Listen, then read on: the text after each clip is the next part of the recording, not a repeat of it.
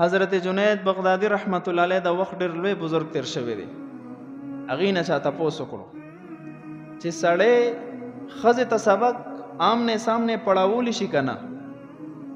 هغې ډېر ښکلی جواب وفرمایلو، وی چې استاجی سبق پڑھانے والا چې کم وي هغه بایزید بوستامی رحمت الله علیه په شان سړی شي، او سبق ویونکي طالب چې کم وي هغه د رابعه بصریه په شان ښځه شي، او کم ځای کې چې سبق وي هغه بیت الله شریف شي، او وی د الله کلام قرآن کریم بیا هم شریعت اجازت نه ورکوي.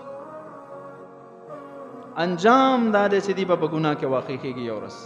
کم از کم دومره ګناه خو به خامخا جاري وي چې بد نظري به کېږي، په زړه کې غلط خیالات راځي. او د الله بندګانو د چا نه هم تاثر اخیستی دی، په کم بنیاد باندې تا الک نوجوان جنې په یو کلاس کې کېنولې دي. دا تعلیم د دې نه بغیر نه حاصلېږي. نبی علیه الصلاة والسلام تعلیماتو باندې غور وکړه. د زنانو دپاره مستقل یو ټایم یې مقرر کړو، په هفته کې یو ورځ زنانو ته تعلیم.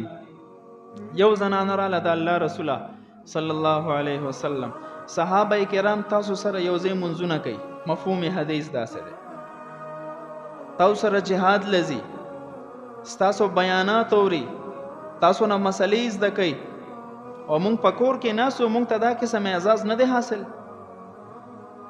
مونږ د پاره هم ټایم وباسئ چې مونږ ته هم بیان کوئ، مونږ ته هم دین اسلام آمنے سامنے ښایي.